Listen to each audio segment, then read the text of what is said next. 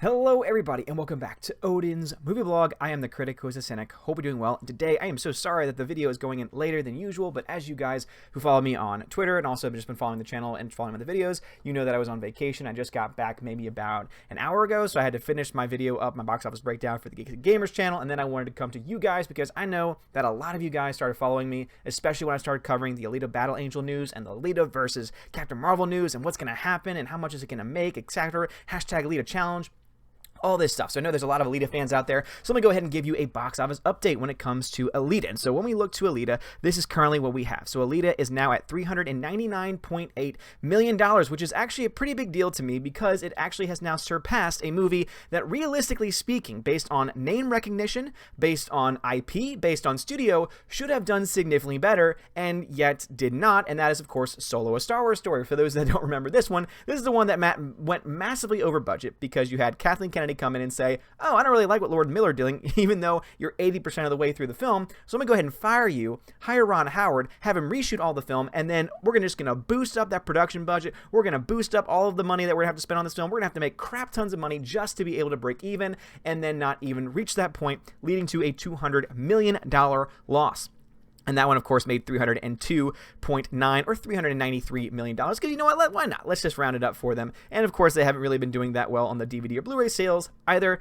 This is why we're going to see ourselves in a very different situation because Alita is at 399.8, very, very close, probably sometime this week, before next week, and I would say is probably going to cross the $400 million mark. Now, what does this mean? Well, the break-even number is somewhere around $430 million. I know there's been a bunch of people that have been reaching out to me on Twitter saying, well, it's actually a little bit higher, it's actually a little bit lower. Trust me, you're going to find ranges when it comes to this stuff because when it comes to production budget, we only know what they reveal to us. There's obviously so much costs that they can, keep hidden or keep off the books, at least when it comes to, what they release to the public. They don't have to tell you, oh, we spent exactly this much money on the production, on the marketing, etc. They can just give you just basic numbers. That's why, for example, you look to Captain Marvel, and we were told very specifically, oh, the production budget was this much, and then marketing is always that one where it's kind of like up in the air, how much did they really spend?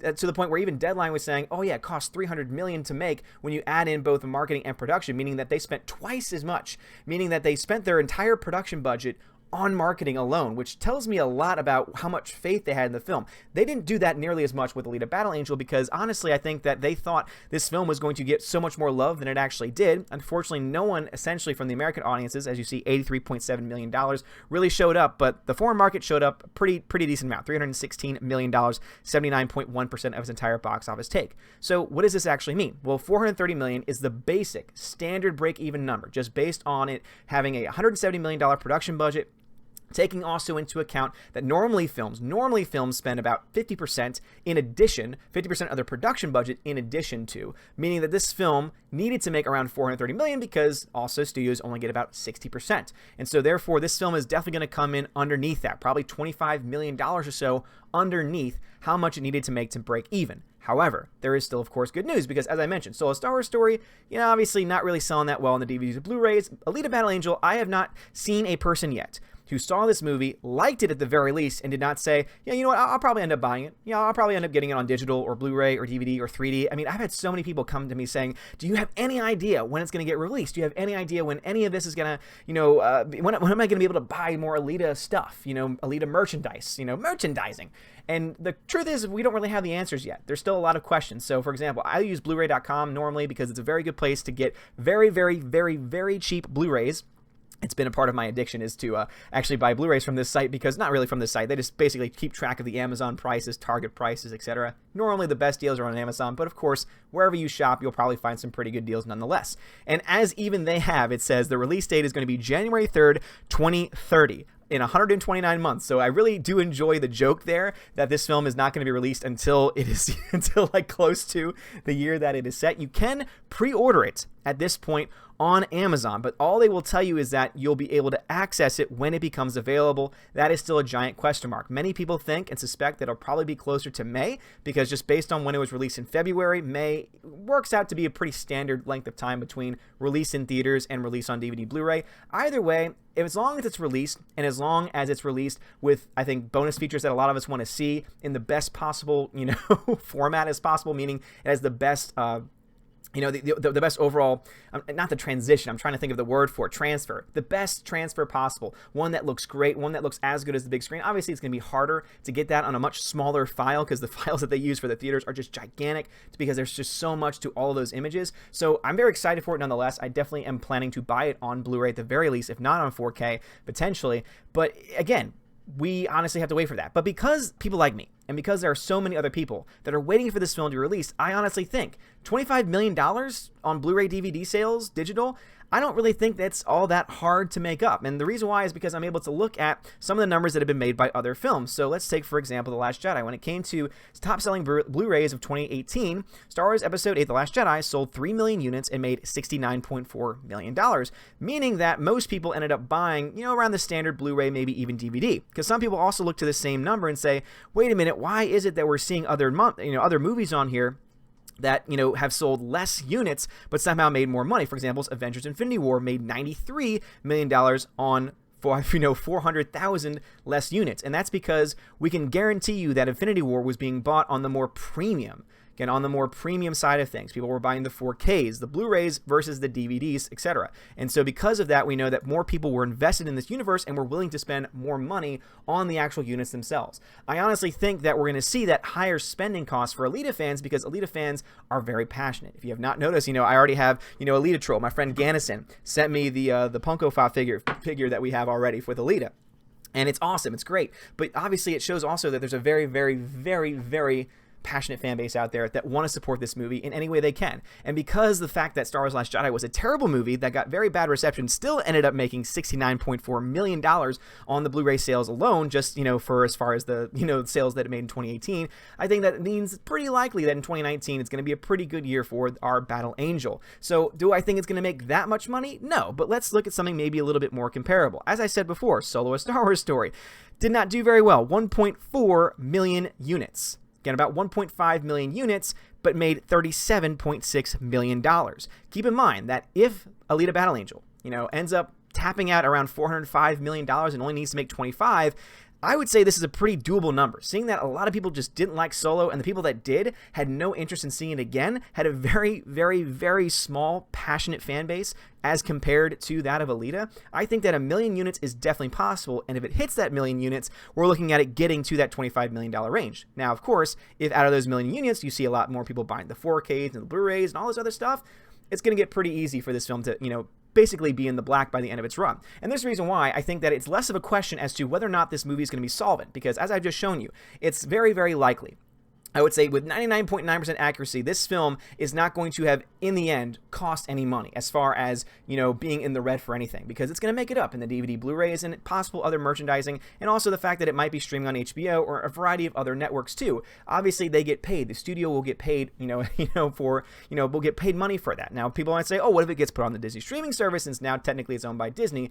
Well, distribution maybe, but the IP is a different story. That's James Cameron, so there's a lot of questions as to where Alita will end up. Will it end up on the Disney streaming service, or will it potentially be in the state of limbo, kind of similar to what you saw with Star Wars, where even though Disney owned Star Wars, they didn't own the originals and therefore couldn't actually stream them until they finally acquired 20th Century Fox. And so there's a lot of questions with that, but either way, it's looking very likely that this film is indeed not only going to break even, but is also likely going to make a profit. And so therefore, it's only left up to one man. Robert Rodriguez has already gone on record saying, I want to see this movie get made. I'm totally on board for directing a sequel. The one person we really haven't heard from as much is James Cameron. So James Cameron is the one who owns the IP and therefore basically has the ultimate decision to make. Is he going to make the sequel or not? As I've said previously, if he just would stop talking about and being obsessing over the stupid Avatar universe that he keeps trying to build, and would instead focus on stories that people actually want to see. Oh, but it made $2.7 billion. Yeah, because it was available in every theater, and every ticket cost a crap ton of money, and everyone in the world was like, oh man, this movie sounds like I need to go see it because everyone else is seeing it. So of course it made that much. Avatar 2 is not going to come even close to the $2.7 billion because I honestly think enough people, like me for example, don't want to buy a ticket to it. If I go to see it, I don't want my money going to that movie because I don't want that franchise to continue. This, on the other hand, will gladly give my money to on 4K, on Blu-ray, however it comes, and however, in whatever fashion. But it really comes down to James Cameron. So let's just hope, again, he's actually active on Twitter, at least he has a Twitter account, so I would say if you want to really kind of, push him in the direction that hopefully he'll start to say, hey, there's a lot of people that want to see this, try about reaching out on Twitter. Say, hey, look, dude, we really want to see this movie. You know, we know that you have a lot of passion for Avatar and building the technologies and everything, and that's awesome. But dude, please let Robert Rodriguez get the money together. And obviously he was also a producer. Get the money together to put out a good, solid sequel to this movie, because a lot of us really want to see it. At the end of the day, this is a movie that people can get behind. This is a movie that can sell DVD Blu-rays. This is a movie that can get another life. It's very similar to going back to, and actually this is something that I would be interested to actually look up myself. So for example, we heard about Live, Die, Repeat, or Edge of Tomorrow, and that film made even less than Alita did and just got greenlit for a sequel. And the reason why is because when people actually saw it, they said, hey, this is actually pretty good. This is actually not a bad movie at all, and therefore everyone was like, oh yeah, we kind of want to see this. So let's see, the estimated Blu-ray sales were around $15 million. Total sales were around $26 million, and this is something that actually did pretty well, again, for the time period, I would say, did overall, back in 2014. The weekly U.S. Blu-ray sales topped out around, let's see, $13.8 million, 218,000 spending, total units of 681,000, meaning it sold well over 1 million units when you add in both the DVD and Blu-ray sales.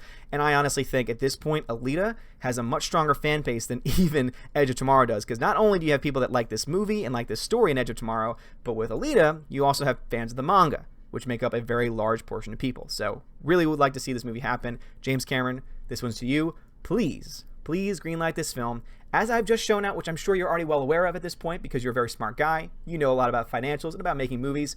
This is a film that's going to make its money back, going to give you some little green too, a little bit of profit. And last time I checked, at least it seemed to be the case, this was not ever meant to be a profit film. This was supposed to be an experiment in, trying new technologies and to telling a story that you really wanted to tell.